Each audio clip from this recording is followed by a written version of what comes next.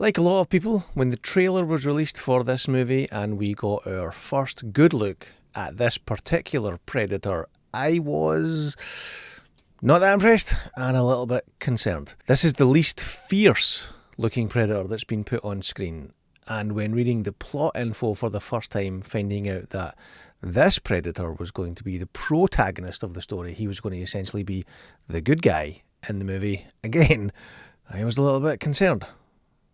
However, those fears and concerns, turns out, were 100% unwarranted, as Predator Badlands is a damn fine movie. Director Dan Trachtenberg returns to the Predator franchise after the excellent Prey and the pretty good Killer of Killers earlier this year. Predator Badlands tells the story of Dick, played by, now I'm going to attempt the pronunciation, Dimitrius Schuster-Koloamatangi. Apologies if I am butchering that, Dimitrius. Anyway, he plays Dick, the predator of Predator Badlands. He's the runt of his clan. He's not as big or as fierce as his brother or his father, so he has to go on a bit of an epic hunt in order to prove his worth.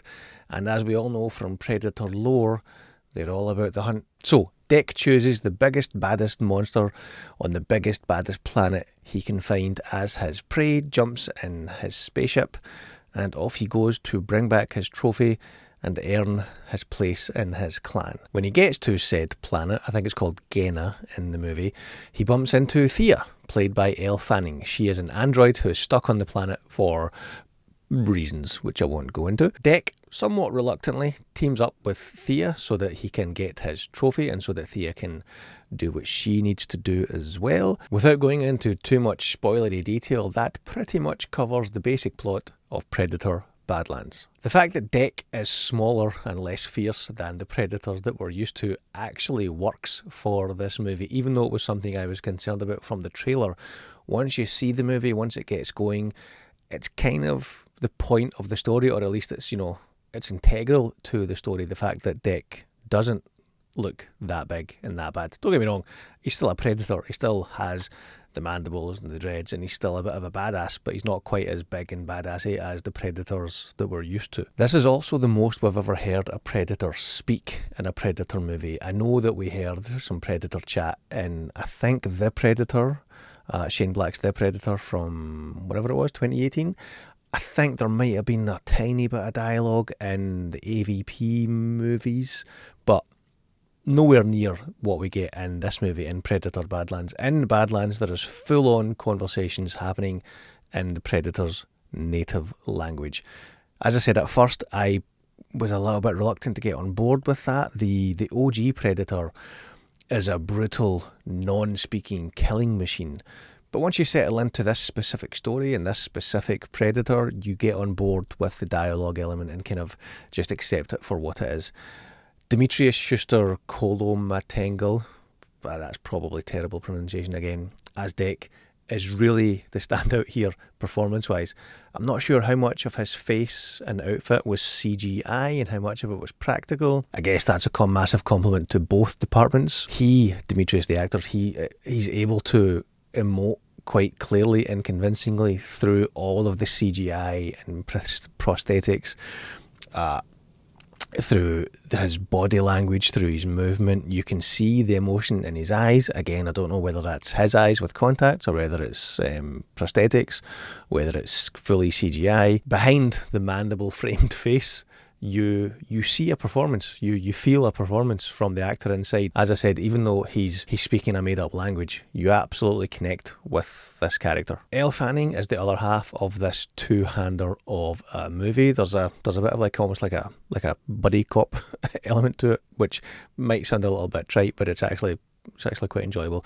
On the one hand, she's playing an android, so that itself usually comes with a certain amount of built-in, emotionally stunted, emotionally diluted performance types.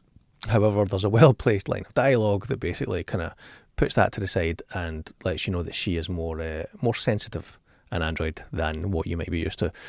She is, however, saddled with some fairly clunky expositional dialogue at times that she has to get through. But the nature of who her character is and the purpose of what her character is in the story, Thea comes across a little bit annoying at times. It's a fine line. I did find myself thinking, she could do with talking less, I think, for this movie. It's not a massive bugbear, but if I'm being nitpicky with this movie, that would be the thing that I would nitpick. It's not a criticism of her performance per se, it's more a comment on the overall tone of the movie. Speaking of the tone, it's very consistent throughout the movie. However, it is a different tone than most of the movies in the franchise. It's a little more playful, for lack of a better word, than, say, Predator or Predator 2 or even Prey from a few years ago. Again, this is not a bad thing, the different tone, but it is a different flavour from most of the Predator movies in the franchise, so maybe bear that in mind as you're going to see this. It's also a teen-friendly tone. It's a 12A/PG-13 rated movie, but you do get a fair amount of gore and kills. The fact that it's aliens and androids and monsters and not humans, I think allows them to skate under that 15/18/rated R line, and get away with showing the blood and the gore because it's it's green blood and green gore, and alien blood and alien gore. It's not really human blood and human gore. Pace wise, length wise, there's no issues there. It clocks in at, I think, an hour and 47 minutes according to IMDb, and that feels like a good length for the movie. It's not too long, it's not too short. At no point did I feel the pace slow or noticeably dip, and that actually leads me into something else that occurred to me when I was writing this review about the Predator franchise. I think we're 9 films into the franchise now.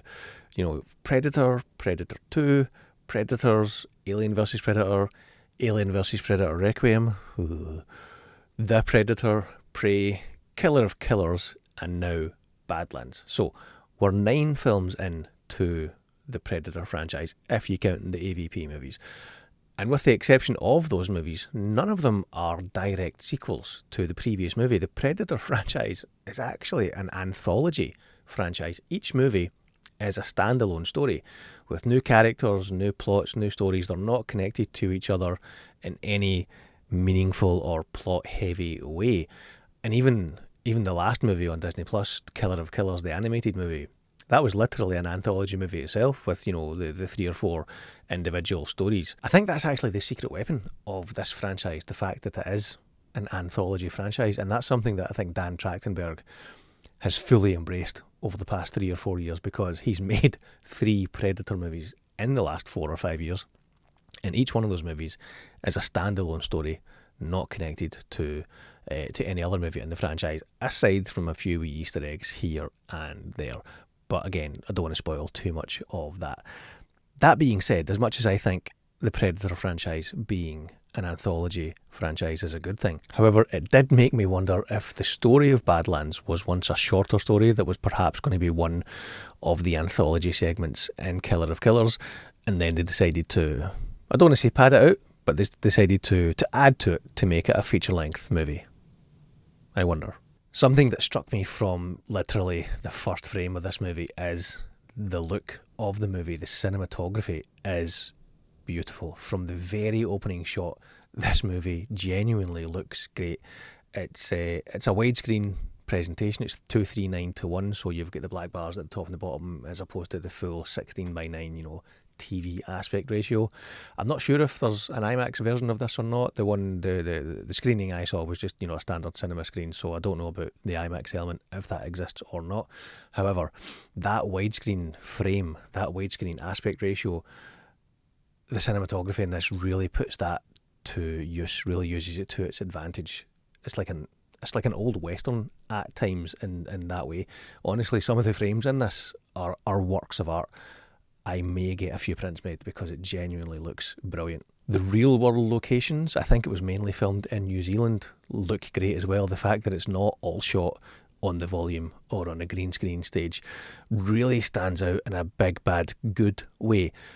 Those beautiful New Zealand mountainscapes and vistas and landscapes and rolling hills, augmented with CGI in the background, but what you're seeing, those mountains and those wide rolling hills that the characters are on, it looks like they're real. I think they are real locations, and that really helps sell the look of this movie, because you're seeing, okay, it's a guy in a Predator costume, but he's on an actual barge or he's in the actual river, in the creek, in the jungle, in the forests.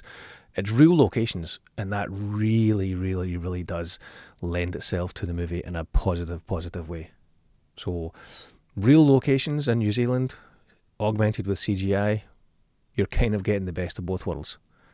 Kind of like you're building better worlds. This video is sponsored by Weyland-Yutani. So kudos to cinematographer Jeff Cutter, who I believe was also the cinematographer on Prey, with Dan Trachtenberg on directing duties on that movie as well. Sound design wise, this is a little bit nitpicky again. However, one of the very, very, very few things that I would not even complain, but one of the few things that I would point out in a slightly negative way about this movie is it felt like it was lacking some of the iconic Predator sounds. I don't remember hearing the click, I can't do it, but the clicky Predator noise. I don't remember hearing or seeing the heat vision and the boom, boom, boom, boom, boom. Like, those sounds are iconic with the Predator franchise, and yeah, we didn't hear them, and I missed them. There's also plenty of anamorphic lens flare in there as well, so yeah, JJ would be proud of that. And speaking of being proud, I would be proud if you hit that subscribe button. Thanks very much. The score. Much like the look of this film, the score right from the start stood out in a big bad good way for me. Sarah Schachner and Benjamin Wallfish, again apologies for the pronunciation, are the credited composer. Schachner was actually the composer on Prey. Wallfish did the very good score for Alien Romulus. Both of them are actually over my shoulder here and here. Both of those scores are great. I think Benjamin Wallfish also did the score for Killer of Killers, but I don't think they released that on physical media as of yet. I'll put videos to those two vinyl releases in the description as well, because I did a wee unboxing and mini soundtrack review for them. The score, it's a nice blend of old school action, slight western elements, some wee bit of modern sci-fi, and some Dune-esque weird alien throat singing for good mix. That sounds like a bit of a mesh, but it works really well. The CGI holds up really good as well. There's only a couple of shots at the start where there's two characters fighting and it looks a little bit like video game characters jumping around. But other than that, no complaints with the CGI. As I said, the real world locations augmented with the CGI, that worked great. Best of both worlds. If it wasn't already obvious, I had a really good time with Predator Badlands. It's a different tone than most of the Predator movies that precede it, but that doesn't mean it's not a very enjoyable movie, and it's a very worthy entry into the Predator franchise.